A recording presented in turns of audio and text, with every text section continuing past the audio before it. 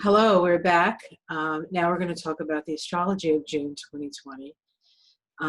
And these are just a couple of highlights. We'll get into more specifics. Of course, June is the start of the eclipse season. Woo, right? As if not enough is happening. Now we have eclipse season. We started with a full moon lunar eclipse at 15 degrees 34 minutes of Sagittarius, and that's occurring on June 5th.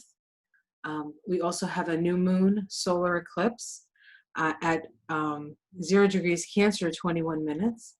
That happens on June 21st.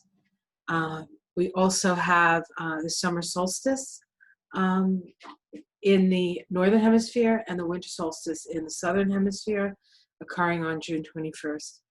And lastly, in June, we have the second of 3 Pluto-Jupiter conjunctions.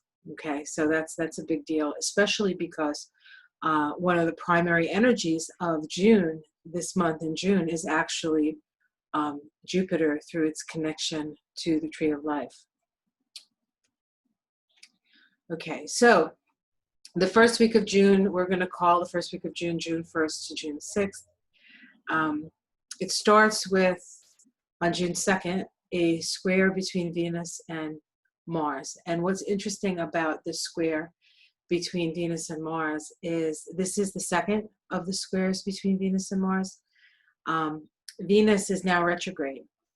And there was a point when Venus in relationship to Mars was almost to the point of being trine to Mars. So that's a 120-degree angle. It was just a few minutes off exact trine before it started to slow down because its retrograde was coming and Mars sort of just continued on.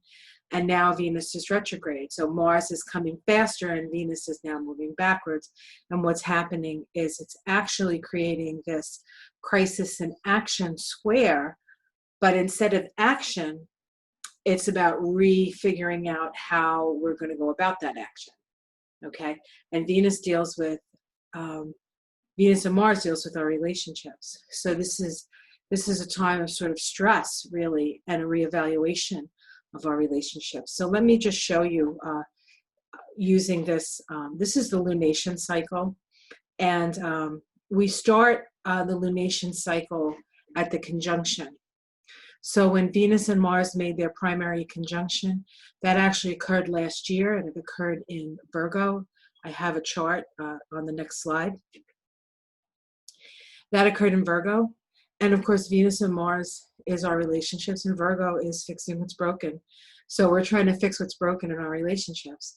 And we got as far as almost reaching the trine stage, right? So the trine would be right about here, okay? In the section where it says action, okay? But what happened is Venus is moving backwards. And so now the square that we have on the second is going to be right here. It's a 90-degree square. But it's going to move back into this place of the crescent phase, which is about struggle. It says struggling away from the past, right? And especially now in June with all the energy on the tree of life being in the pillar of the past, this really is about reevaluating our relationships from the past, the past of the relationships we're in now. And really the past is about learning. It's not about getting stuck. It's not about, fomenting resentment, but it's about figuring things out and moving forward and healing it ultimately, right? So that's the first thing that happens. Now, I do believe I have the, okay, here we go. This is the cycle between Mars and Venus, where we have this first quarter square on the second. The Cyanotic cycle between Mars and Venus was seated on August 24th, 2019. Incidentally, that vibrated to a 44.8 vibration, which incidentally vibrates, is a Jupiter vibration.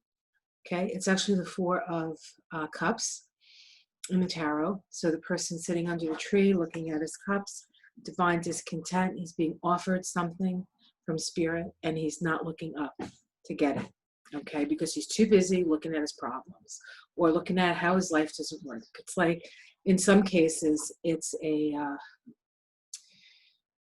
it's the curse of riches, like too much stuff, like, ugh, I'm so bored, like that kind of energy, right? So that is that vibration a little bit too. And then of course this occurred in 5 degrees of Virgo.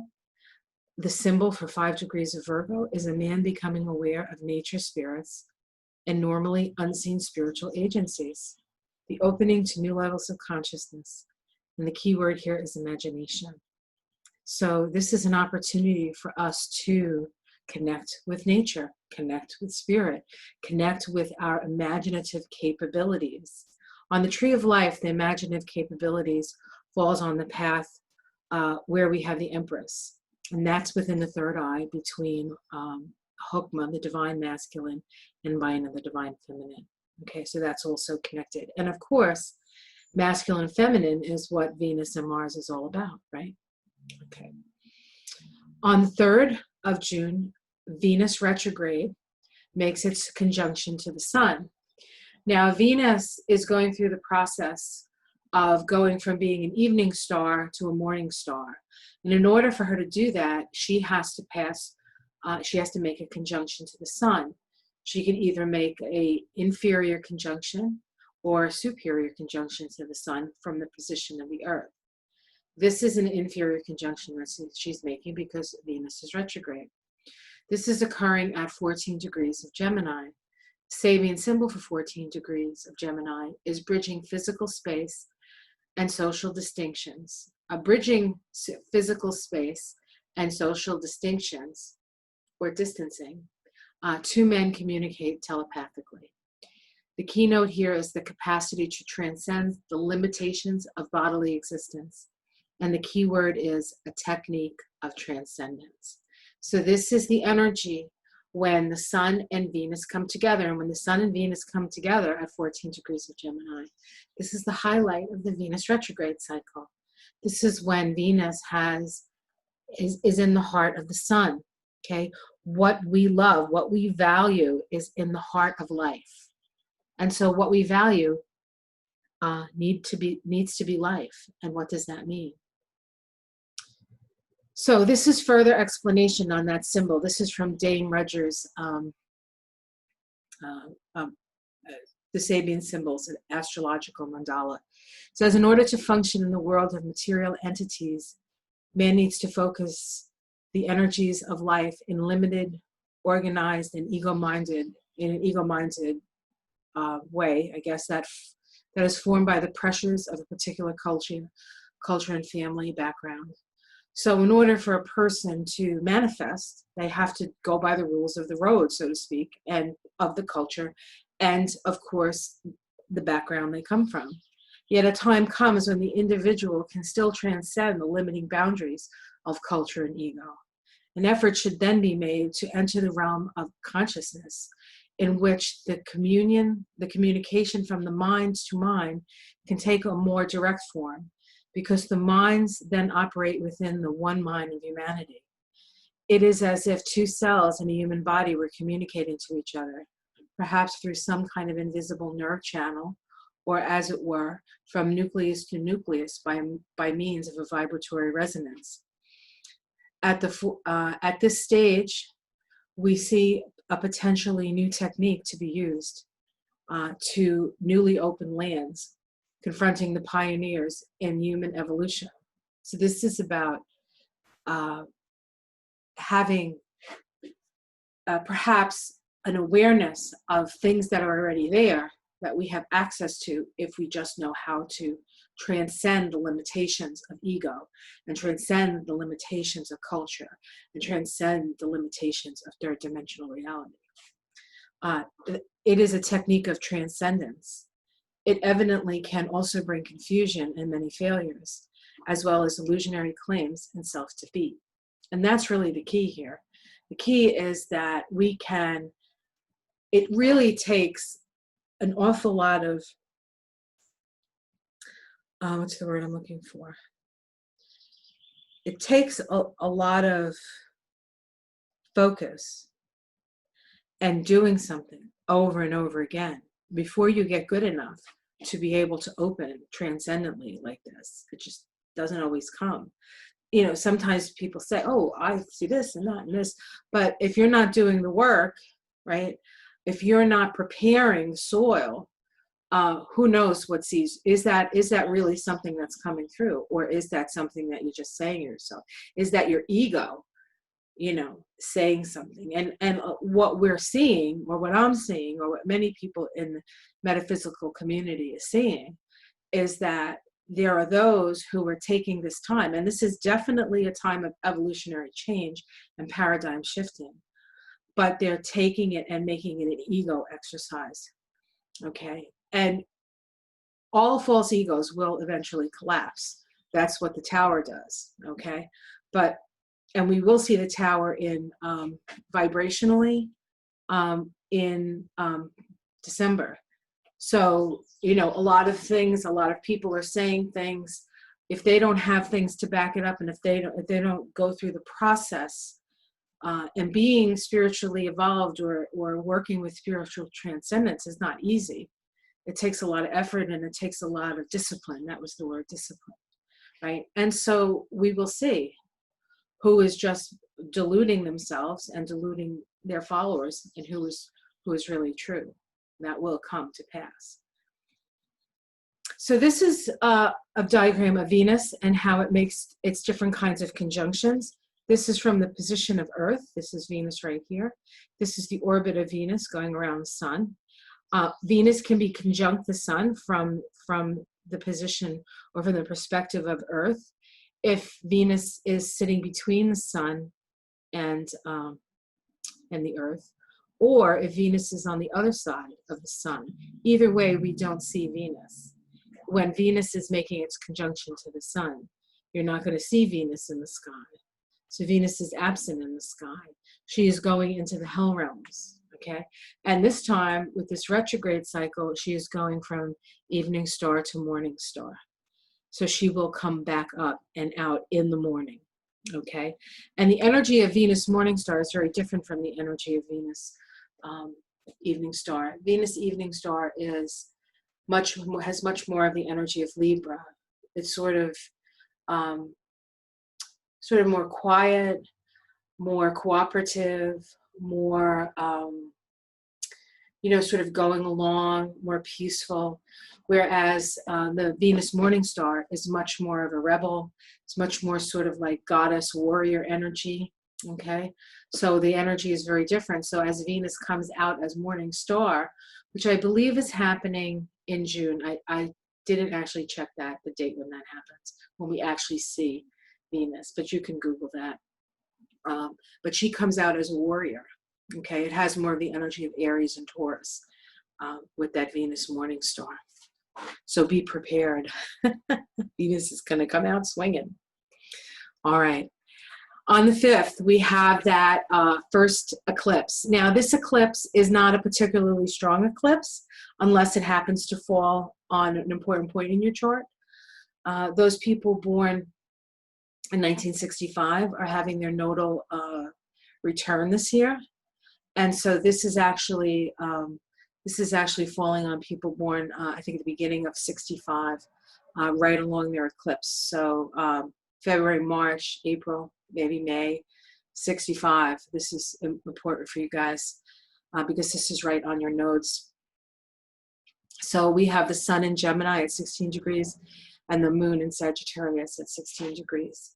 Now, you can't have an eclipse unless the planets are close enough to the north node and the south node. They have to be within 18 degrees of each other. The closer they are, the more total the eclipse is, and the more powerful it is. Okay, so we have a lunar eclipse, and Gemini is the side of the north node. And so when the sun is at the side of the north node, we know that these are north node eclipses. And north node eclipses are about moving into the unknown future. Boy, if that isn't apt, right? So here we have a woman activist in an emotional speech dramatizing her cause. Passionate response to a deeply felt new experience. So how many people out there feel like this is an opportunity to bring something new to the table, right? And then we have the other side, which is the 16 degrees of Sagittarius. And of course, this is the side of the south node. The moon is on the south node with this eclipse. It says seagulls flying around a ship in expectation of food. It says the easily acquired dependence on psychic desires upon the stimulation of social circumstances. Let me just continue to read this. It says animals drawn into the circle of what human society produces finds it easier to depend on man's handouts than to pursue their usually difficult search for sustenance. The seagull here symbolizes the more wild and normally untamable energies of the human soul, but they too can develop a land of domesticated dependence upon the byproducts of man's adventures within the realm of the unconscious, the sea. Natural instincts fed on the reactions and often perversions of the social conditioned mind ego. This shows us how nature can readily become subservient to man's restless ambition to dominate the entire biosphere through all human planetary socio-economic organization. And this is a symbol of dependence. So this is this dependence upon man-made systems, sort of to the disregard, right, of the natural systems in relation to this woman out there proselytizing. Says what has been discovered not only needs to be discussed and tested through an intellectual exchange, which is very much Gemini, which permits its formulation, it also demands externalization. This implies the act of dealing with those who are still unaware of the new knowledge or realization. A public needed and has to be convinced. Its inertial resistance to change has to be overcome.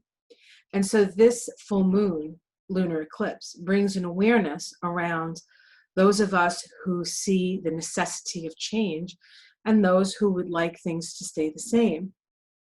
And considering that the majority of people are in that second camp, right? There isn't a great inertia to overcome. But it's interesting that the symbol given for the sort of breaker of inertia is a female. And when I read this, I of course saw AOC banging on her podium. I saw Nina Turner banging and yelling, and or Liz Warren, if you know that those other two are a little bit too radical for you, but like women just saying no more, no more. There's a new way, and there's a different way, and it's a more fair and balanced way. And we have to take care of each other. We have to talk to each other, and we have to get to know each other. We can no longer talk at each other and then not listen. We need to communicate. Okay. And this is the eclipse right here. This is on with an Aries chart. We can see the moon is about, what is that, 14 degrees away. And the sun, of course, is going to be 14 degrees away of the north node. So we know that it's not particularly a tight eclipse to the node. So it's not as powerful, unless, of course, you happen to have planets here or points, important points in your chart. But this, what sort of stimulates this is this exact square to Mars in Pisces. And Mars is both conjunct Ceres, which is the planet of the feminine. It's an asteroid of feminine nurturance, but it's also the asteroid associated with great grief. And then we have Neptune here, which is associated with dissolution, dissolving the boundaries. There are no boundaries with Neptune. And of course, Mars and Neptune and Pisces and Ceres with grief. This is COVID right here, which is squaring our awareness around having to move into a new direction and having to stay back the way we are. It's like we're halfway between. And this energy, what's happening is this energy, in this case of COVID, which I would call this the COVID energy here, is putting tension, even more tension. And this, of course, can build up anger. And this could be mass protest, and this could be sort of like a wave of anger that sort of comes out and up through this period. And we're already feeling that. We're already feeling that. And this is the same chart, but drawn for Washington, D.C., just to see how where it's falling in the chart, or what houses it's falling and how it influences Washington, D.C. And here we have a Libra ascendant. And the Libra ascendant means that Venus is the ruler of this chart, and Venus is retrograde, right, in Gemini. And so we have to reevaluate how we communicate in our relationships to each other, our relationships to other countries, okay? And where is Venus? Venus is here in the 8th house. The 8th house is our shared resources, having a voice. Like, there's one thing, all this money is coming out, right, and being given away. But who's it being given away to? It's being given away to corporations for the most part. It's not being given away to the people. And yet who ultimately has to pay the price? The people, because we're on the hook for this. And so we need to remember that, you know, and we're sort of like in this place of fear, and then this place of, well, what are we going to do? And then you're in a place where, well, we can't say no to any, how can we, you know, really like speak out about this? We need something right now. And of course, the people who need it the most and who would benefit the most from speaking out need it the most. And so they may not be able to speak out. They may not be able to speak out. So for those of us who have more and can speak out without, you know, starving to death, I think it's important that we do that, right? Okay. Here, this is the same eclipse on the chart of Donald Trump, and this is an important eclipse for him because his north node is in Gemini, and his south node is in Sagittarius. His sun is in Gemini. His moon is in Sagittarius. It's all conjunct. He is going to have his nodal return this year. And his nodal return occurs about, I think, 2 days before the election. So, and what exactly that means, I'm not sure. Every time I try to look forward, I see, the thing is we're in a place of possibility right now, opportunity, and we're co-creating we're co-creating all the time, but it's especially powerful now. So what you want to see, you have to focus on. And so focus on what you want to see. You want to see him president, you focus on that.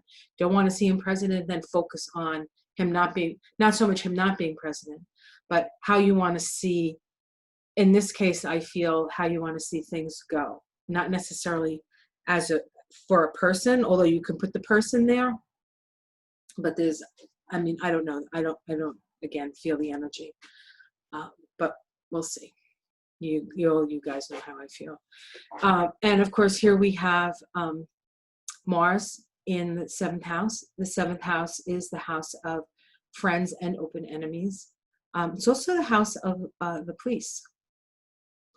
Law, right? Law and order, right here. So, a lot of anger there. Okay. Week 1. We have we're still in week 1. On the 6th, we have a square between Mars and the Sun. It's first quarter square. Of course, this is an angry thing, right? Because it's Mars. It's a crisis in action. This was seated back on the 2nd of September of 2019 at 10 degrees of Virgo. The Sabian symbol for 10 degrees of Virgo is 2 heads looking out beyond the shadows. The growth of true understanding born out of the transcendence of duality, even while immersed in the world of duality. This speaks to me of the ability to both be connected to our 3rd dimensional reality, which is where most of us live. Well, it's where we all live, actually. But our consciousness, most people's consciousness is in 3rd dimension. It's in the 3rd dimensional reality. And then there are those who can go to the higher dimensions and have that perspective. But it's about having both those perspectives. Because it's one thing to have that sort of 5th dimensional, heart-centered, sort of big picture energy, but you also have to feed yourself in the 3rd dimension. You have to protect yourself in the 3rd dimension. And so you have to be aware of both ends of that. And the Mars square the Sun requires us to take an action to do that. This was the initial conjunction of this square that's happening on the 6th. This was the initial conjunction at 10 degrees of Virgo. Okay, week 2. Let's see. On the 11th, the Sun squares Neptune. Now, the Sun is clarity and Neptune is the total opposite of clarity. And so it's a crisis in action, but it's difficult to know what action to take. And if you take an action, it's difficult to know how it's gonna work, what it's gonna do, what's actually gonna happen. This was seated back on the 8th of March at 19 degrees of Pisces. And it says, the symbol here is a master instructing his disciples, the transfer of power and knowledge which keeps the original spiritual and creative impulse of the cycle active and undeviated. And this is, the key word here is investiture. So this is, in a way, it's about creating magic, but doing it through a process that is tried and true. So this isn't just winging it, folks. This is, again, in a way, an energy of discipline, which is kind of interesting because when you think of discipline, you don't necessarily think of Pisces or Mars in Pisces or Neptune in Pisces. But now Mars is in first quarter. So Mars is in Gemini. No, Mars isn't in Gemini. Hold on one second. What am I doing here? I'm getting confused. The Sun is in Gemini. Right, the Sun is in Gemini. Okay, a lot going on, folks.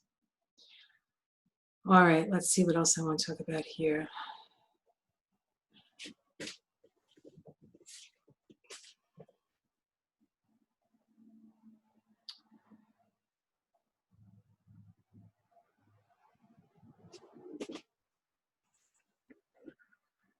Okay.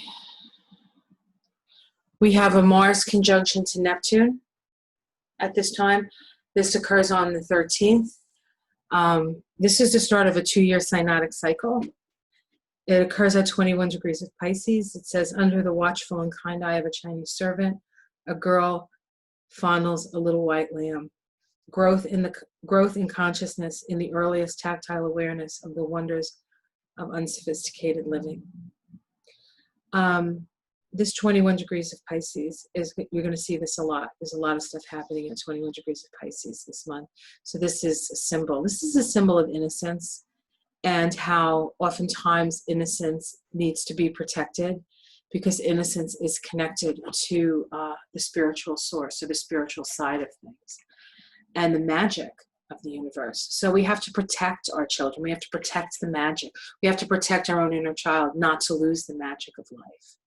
Because they would like us. And who are they? I don't know. The people in charge. They don't want us to remember that we're magical. And yet, it can't all be magical thinking. We have to use imagination. And then we have to use reason. And we have to balance those things so that we can create and manifest on the planet. Here's the conjunction of Mars and Neptune. There it is right there. This is for the United States. I drew it for Washington, D.C. And there it is right at 21 degrees. It is in the 8th house. And we have Neptune, and we have the moon there. In a mundane chart, the moon is the people. And this is the house of death. And Pisces is a sign associated with pandemic. So I know everybody would like to know that things are going to get a whole lot better. But quite frankly, it looks like things are going to get a whole lot worse when it comes to that stuff. Okay, I hate to say it.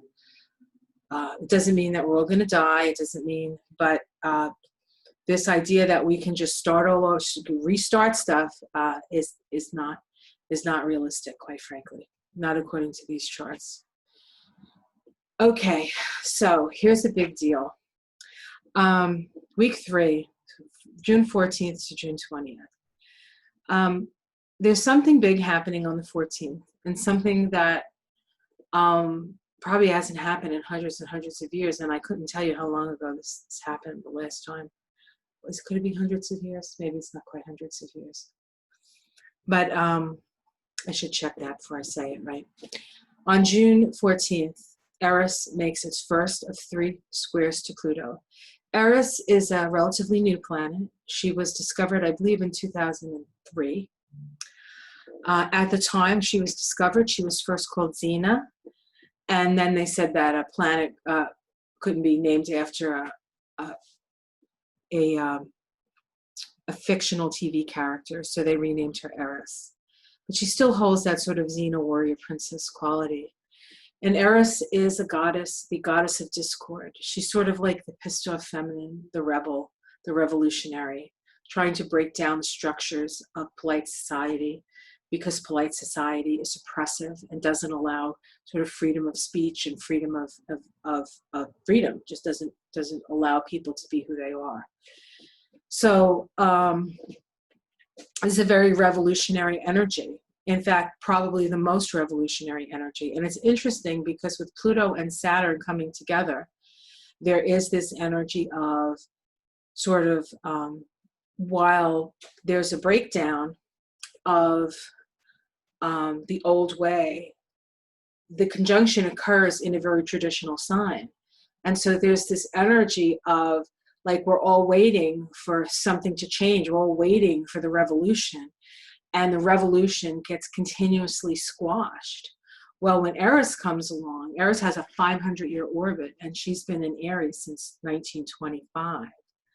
Okay, so she is in a last quarter crisis in belief, crisis in consciousness, individuation, square to Pluto in Capricorn, the power. And so if you're wondering when things are going to shift and change, and when the revolution really gets started, it's this aspect. It's already starting, but this is when things really come down and really start to expand. We're going to have 3 of these, 2 of them in 2020 and 1 in 2021, I believe. So this is the first one. And there's a lot of significance to this one. First of all, it occurs on Donald Trump's birthday. And second of all, it's very intimately connected to his chart, which I will show to you. But before we get there, I want you to look at these symbols. It's as if Dane Rudger, like, I don't know, like, this stuff is just so amazing to me. The symbols, like, really line up so well. So Eris is at 25 degrees of Aries, okay? And of course, Pluto is at 25 degrees of Capricorn. This is the symbol for 25 degrees of Aries. The possibility for man to gain experience at 2 levels of being. The keynote is the revelation of new potentialities. In some unspecified way, the symbol is a guarantee that man can operate successfully on 2 levels of consciousness, if he has previously met the condition mentioned in the preceding symbol to be open.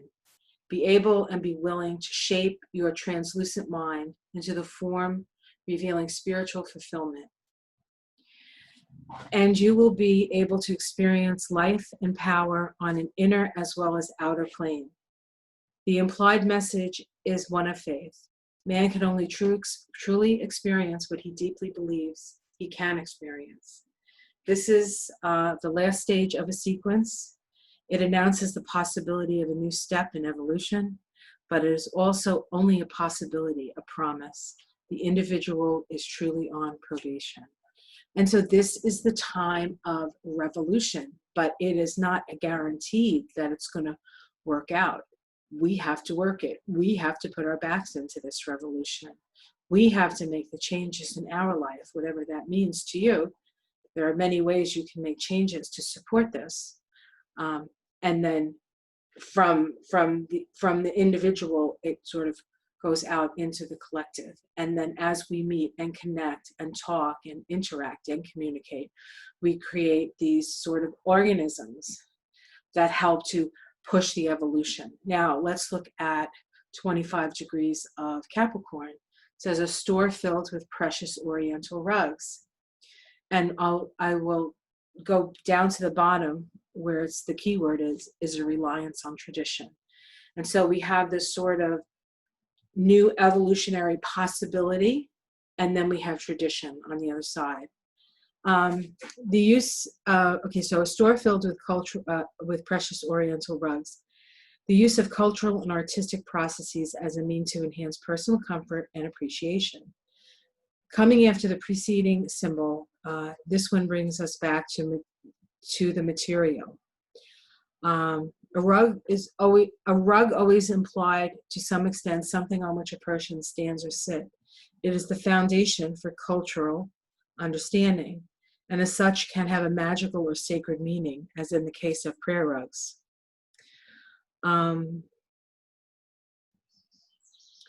But to the social elite or even the Oriental devotee, praying to his God, society offers the relative comfort of beautiful rugs as he may meet the universe, not merely in terms of the support of the natural soil we give him, but protected by and securely established in the mental, spiritual, as well as manual achievements of those that keep the cultures symbolically alive. So what this says to me is that, yes, the revolution is here, but it is not a complete throwing out the baby with the bathwater. It's not, because there are things that will help support equality, will help support the rising of the feminine, will help support the new paradigm. The new paradigm is, to a certain extent, built on, in part, the parts of the old paradigm that still function and function well. So, pretty exciting, pretty exciting.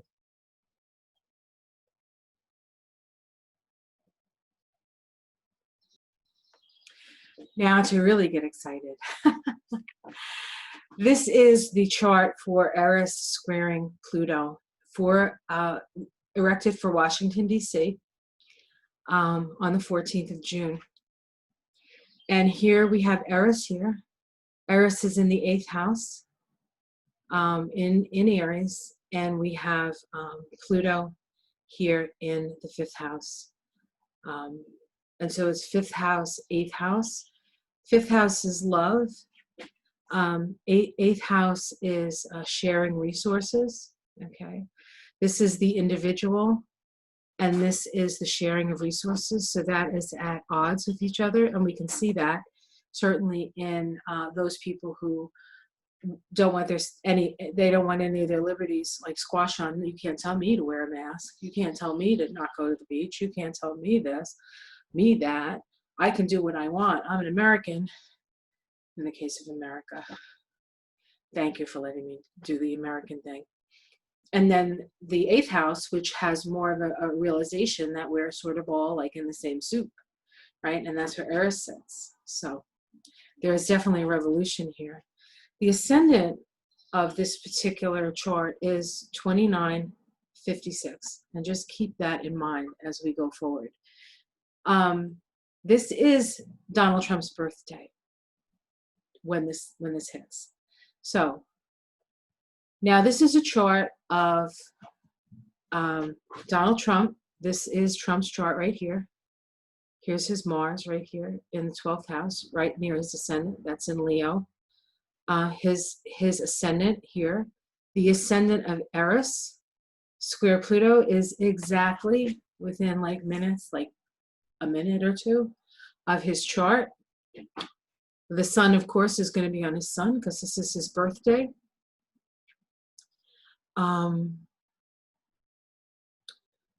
Pluto is opposite his Saturn and his Venus, as is Jupiter. And we have Eris squaring in his 8th house. Eris is in his 8th house, but it's squaring this opposition of Pluto to his Saturn and his Venus. This is a very powerful T-square, very powerful T-square, and all in cardinal signs, which means that it is about initiation. He is going through an initiation. We are going through the initiation. The United States is going through the initiation. And because the United States is considered the most powerful country in the world goes through the initiation. We all go through the initiation. Okay, this is the revolution, folks. This is the revolution. And just to, I have to get really close, so excuse me. His ascendant is 2957, and the ascendant for this is 2956. It is exactly on his chart, folks. This is big. Everything that's happens to Donald Trump's chart, from what I can see, has been pre-wired. This is all fated, as hard and difficult as that may be. This is fate. This is fate working. And of course, we're in a 10-1, right? So this is about this month, which is about the wheel spins. The wheel of fortune spins. Just saying. All right, let's see what else. On the 18th, then this is week 3, on the 18th of June, Mercury goes retrograde. Oh no, another retrograde. Yeah, at 15 degrees of Cancer. The symbol for 15 degrees of Cancer is in a sumptuous dining hall. Guests relax after partaking in a huge banquet. The needs that exist in the early stage of human growth to materialize the concept of fulfillment. So this is, as I see this, like the first thing that came to mind was like all the rich, you know, the fat cats, as you see, sitting there with their pants open and this sumptuous feast, and like everything stops and goes backwards. So that's pretty interesting, right? Okay. All right. So let's see what else is going on here. All right. Here we go. On the 20th, we have the Sun Ingress into Cancer. That is solstice in the summer solstice in the northern hemisphere, winter solstice in the southern hemisphere. There's a really excellent YouTube video by Astrology Hub about the power of this particular eclipse and this particular time of year. With Gemini Brett, if anyone's ever seen him, I would suggest that you see it. In fact, I'll put a link because it's phenomenal. It's phenomenal. She does great work too, bringing everybody together. But it's just great stuff. Definitely an eye and an earful, and it'll really make you realize what a special moment we're in right now. Okay, so if the sun moves into Cancer, moves into the 1st degree, and the 1st degree of Cancer, on a ship, the sailors lower an old flag and raise a new one. A radical change of allegiance, externalized in a symbolic act, a point of no return. And the key word here is reorientation. Now, I usually look to see what the ruling planet of that particular sign is doing. In the case of Cancer, I look to the moon. And the moon at this point is at 26 degrees, I believe, of Gemini. Yeah, 26 degrees. Sabian symbol for that, frost-covered trees against winter skies. The revelation of archetypical form and essential rhythms of existence, essentialization. So it's interesting because I feel like while summer is generally sort of the most abundant of times here in the northern hemisphere, the days are longer, it's warmer, people are out, people, you know, there's this like wanting to come out and be sort of full. It's not like winter like constricts us and summer expands us, just like heat expands us and cold constricts us. But there's this sense of not being able to expand, right? And we see that in this degree. Now, if we go, and here's the summer solstice chart. There's the sun in Cancer. There's the moon at 26 degrees of Gemini. And of course, there is the North Node, because the next day we have the new moon solar eclipse at 1 degree of Cancer. So there are three people who have their sun at 1 degree of Cancer that could be significant, have significant impact at this time because their sun is being eclipsed. And that is Prince William of the United Kingdom. He was born on an eclipse. Elizabeth Warren and Adam Schiff. Those are three people whose suns are going to be eclipsed by this eclipse. And this is a very, very powerful eclipse. Sabian symbol, of course, for 1 degree of Cancer, we just covered it. On a ship, the sailors lower an old flag and raise a new one, right? This is reorientation, the point of no return. What makes this significant is that the ruling planet of Cancer is the moon, and the moon is at this degree. So it's as if the 20th, there's like either a hint or an opening, and then on the 21st, it's like boom. And the thing with eclipses is that, especially eclipses that stimulate the Aries point, this eclipse is square the Aries point, crisis in action square, in fact. This is the same eclipse that we had right before 9/11. We had an eclipse right around this, I think it was the 20th or the 21st, at 1 degree of Cancer back in 2001, 19 years ago. It's part of the Metonic cycle, I think it's called. I might be wrong about how that's said. Okay, and here we have the new moon solar eclipse. And we can see, and this is actually for the United States, because I have it to Washington, and look what's right on the ascendant, Uranus. In Taurus, our resources, our money, okay, our essential needs, what we value, okay? And here we have the new moon in Cancer, conjunct and very close conjunction to the North Node. And North Node eclipses are always about moving in the direction of newness. It's like the unknown future, like that guy standing there, like looking at the horizon, the unknown future, right? And I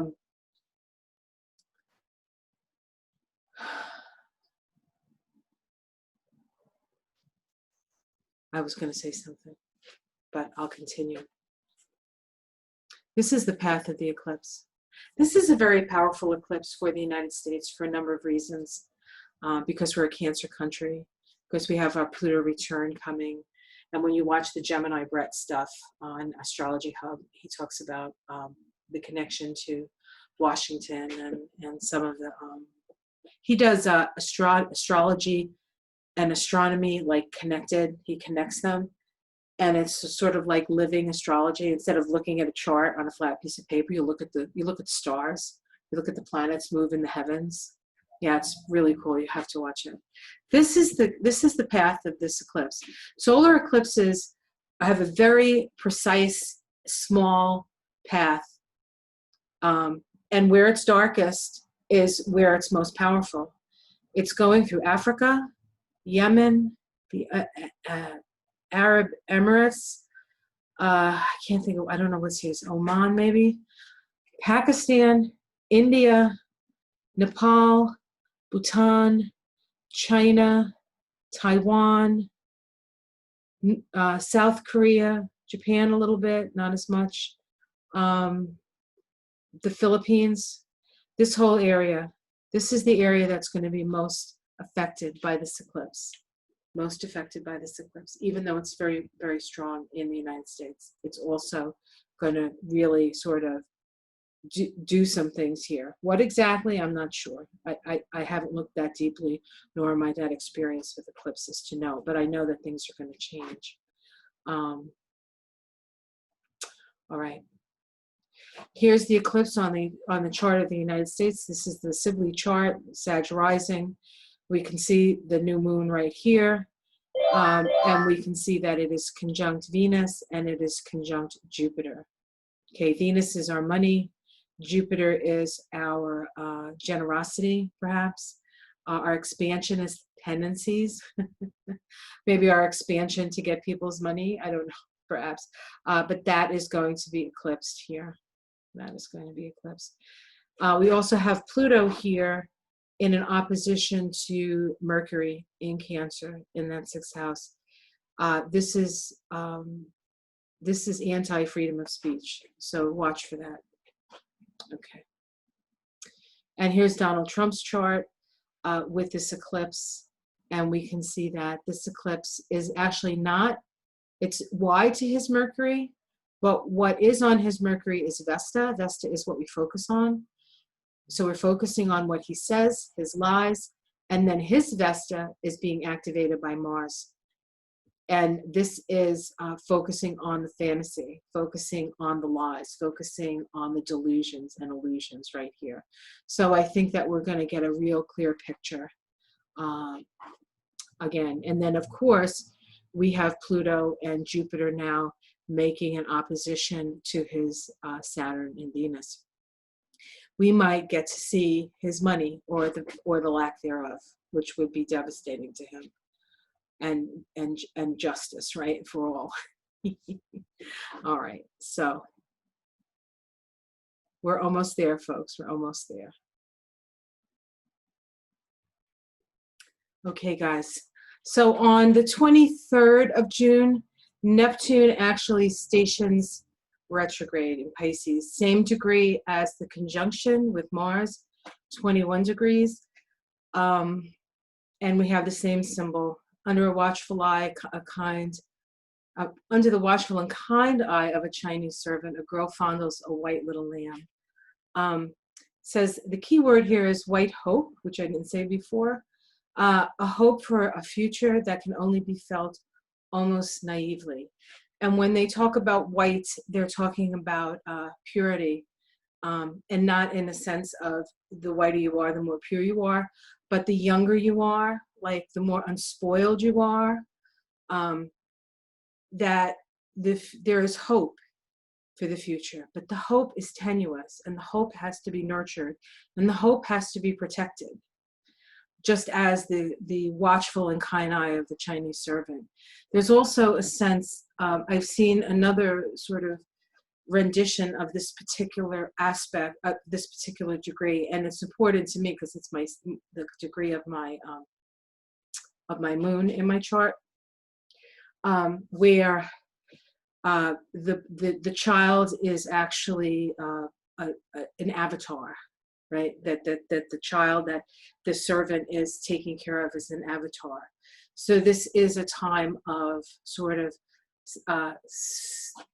that energy coming forward, that youthful, that young, that pure spirit coming forward that needs to be protected. So we can apply that to ourselves. We can apply that to our political situations, perhaps, our social situations, our worldly situations, whatever. You know, there are many layers on how to do this. And here we have Neptune Station again, and this is for the United States. Oh, actually, this is from Milwaukee, Wisconsin. Oh, that's interesting. Okay, but there it is right there. And see, it's very close to Mars. Very close to Mars. So when Mars did make the conjunction to Neptune, it was in the process of slowing down to go retrograde and stationing. So it was that particular conjunction of Mars is very powerful. And it is a 2-year cycle. So it is going to take at least a year for us to, maybe a little bit longer actually, for us to see the manifestation of that, what sort of is given birth at that time. So we're probably looking at 2021, almost 2022 for that to happen. And then the rest of the 2-year cycle is that energy sort of going out into the collective. So it is in the process of development at this time. Okay. On the 25th of June, Venus stations direct. Venus stations direct.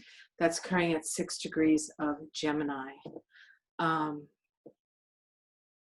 this is an interesting symbol, and I'm going to read it to you. It's, you know, I know I've been talking to you for a long time, but I think this is worth looking at. It says, workmen drilling for oil. And the keynote here is the avidity for that knowledge which ensures wealth and power. This symbol superficially considered to be referred to as the insatiable drive of modern man for power and wealth, his readiness to accept the risk of failure. But it has a deeper meaning, especially if related to the next symbol, oil.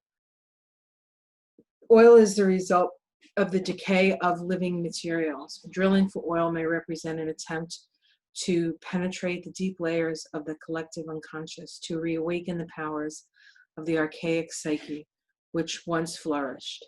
And the key word here is ambition.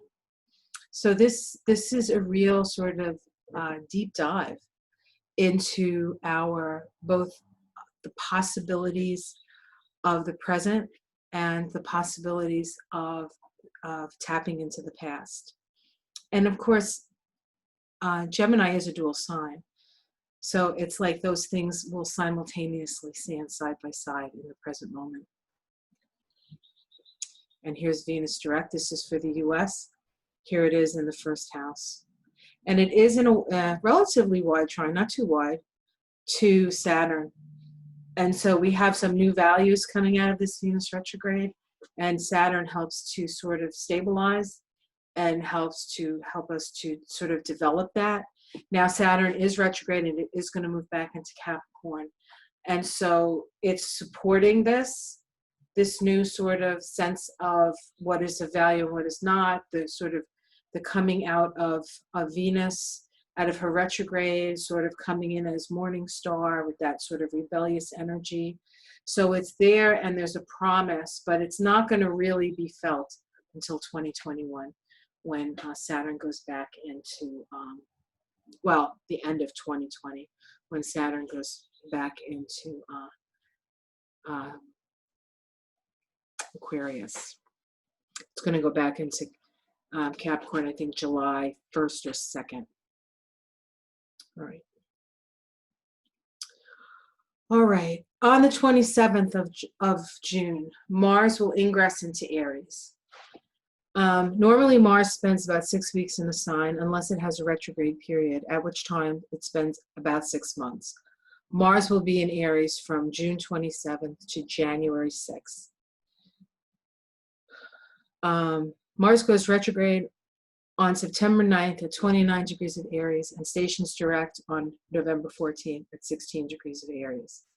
Mars enters his pre-shadow on July 25th and will exit shadow period on January 4th. And so this whole Mars retrograde period is sort of in influence from July to January.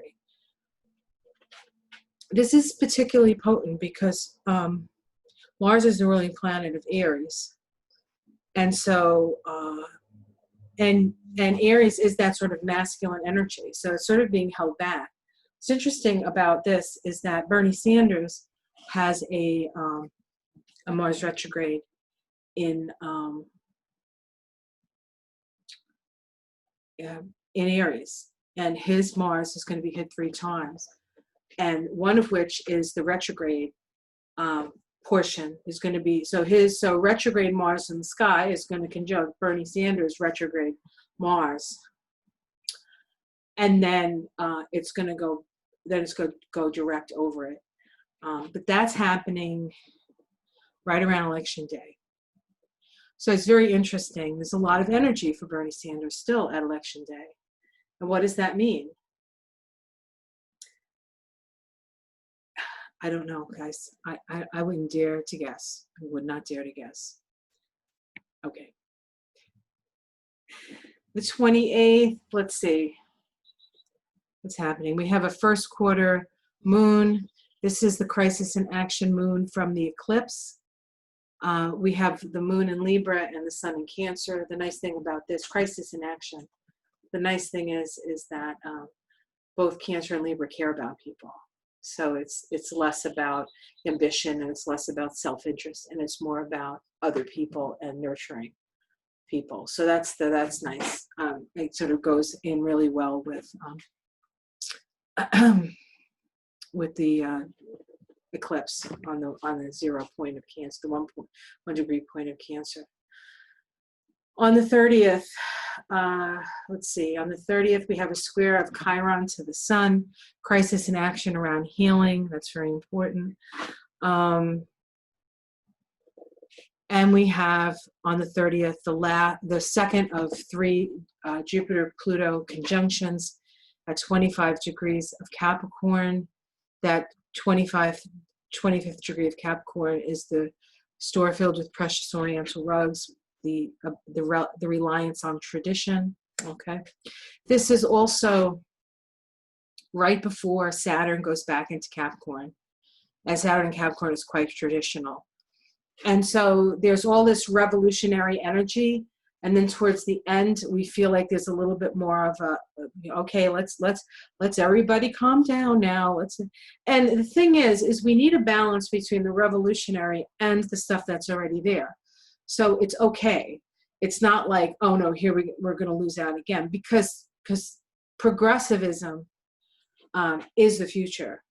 Okay, it's just the question is how soon can we get there, and how soon will it take us to wake up to the facts, right? And of course, this pandemic is waking us up to a lot of facts. All right. So the first conjunction that occurred, now this is interesting. This is a little number magic that I want to talk about. And of course, Pluto is power. Jupiter is the expansion of power.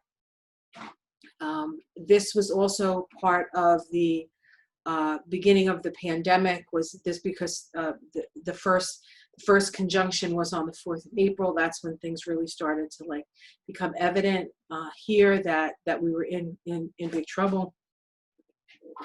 And of course, Jupiter is expansion, but Jupiter is also associated with death, because Jupiter frees us, and it can free us from our physical body. And it's also an expansion principle. And Pluto in Capricorn is sort of like also a death symbol. So there's a lot of, of the old passing out, at this time, in perhaps preparation for the new, hopefully better world. First conjunction occurred on April 4th, 2020. That was a 12-3 vibration. That's the Hanged Man card associated with the planet Neptune. That occurred at 25 degrees of Capricorn. This one on June 30th is a 40/4 vibration, also occurring at 25 degrees of Capricorn. That's exactly opposite Trump's Venus. And this is his path of life, 40/4. So again, we see him connected here to both the numbers and the charts. This is a Pisces vibration. This is a Neptune. This is Pisces. Both energies around things like pandemic and spreading and no boundaries and immunity, okay, and immunity suppression or strengthening of the immunity, okay. And then the last one will occur on the 12th of November. The vibration on that day is a 27-9 vibration. That's the Ace of Wands. Different vibrations, fire vibration. And this is occurring at 23 degrees of Capricorn, the same degree as the Pluto-Saturn conjunction. So this is going to be quite the month, guys. I know this was long, and hopefully you stayed with me. But where are we headed? Oh, here's the Pluto conjunction. Sorry, here it is, right here. This is for Washington, D.C., and it is occurring in the 10th house. 10th house. It's also conjunct Pallas Athena, and I always see Pallas Athena, the energy of Pallas Athena, as good government. So we'll see what that means. We'll see what that means. So where are we all headed, folks? Oh, here's the United States. Pluto-Saturn conjunction. Pluto-Saturn conjunction opposite Mercury in the United States chart. We have to watch that we're not being, our freedom of expression is not being oppressed. Just to, so the people in power can take more power and sort of, and what do you call their power? Which is a danger here with Pluto and Jupiter. We also have on the 30th, a Sun-Mercury conjunction. Remember, Mercury's retrograde. This is the highlight of the Mercury retrograde cycle.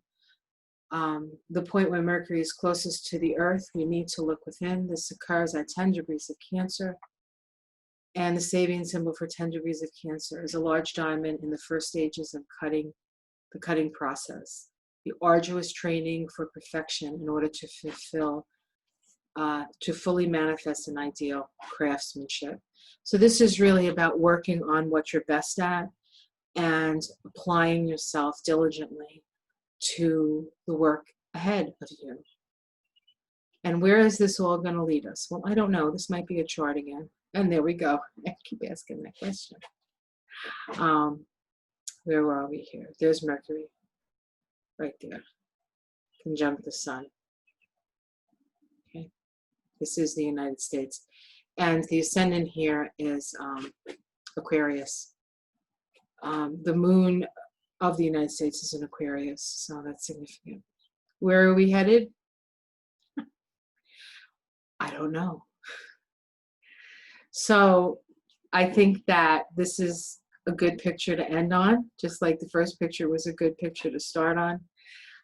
Where are we going? I don't know. I don't quite know, but I know it's going to be different, and I know that it is where we're supposed to go. So hopefully we do our due diligence, we go with the flow, we focus on, we become the observer, not getting caught up in the ups and downs, and allow ourselves to find the poise to move forward at this time. And I'm going to read something else to you that I think is apropos here as well. Okay. Oops. Okay, I just want to read something to you if I can find it. Here we go. Which I think is very apropos for this time. Oh, just 1 second, guys.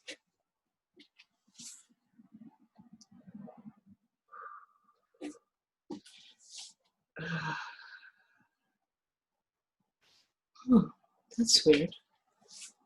Okay, sorry, guys.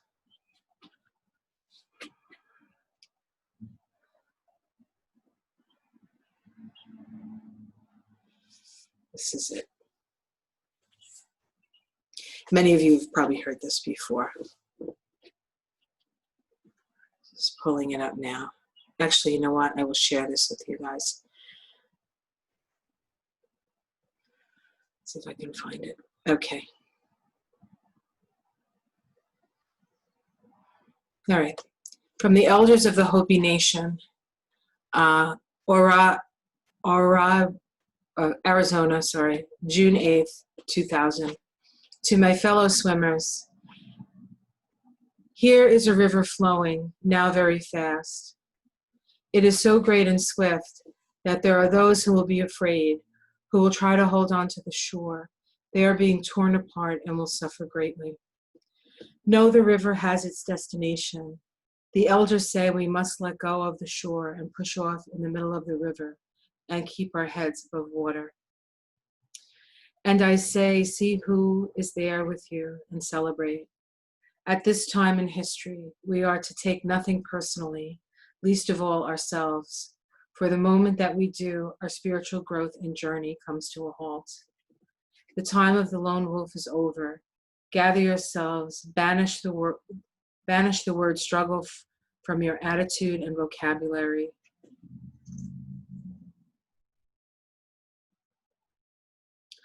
All that we do now must be done in a sacred manner and in celebration, for we are the ones we have been waiting for.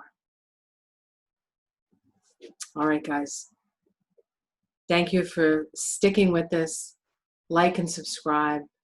If you'd like to donate to my channel, this is how I make my living. So it's very helpful and would be very well appreciated. Have yourself a great June. I'll see you every day in June talking about the stars of the day. And I'll probably be doing a couple of special reports, 2020 special reports. I'm going to get into the Eris Pluto thing a little bit deeper. So keep your eyes peeled for that. Okay, guys. Thanks very much. Take care. Love to all of you.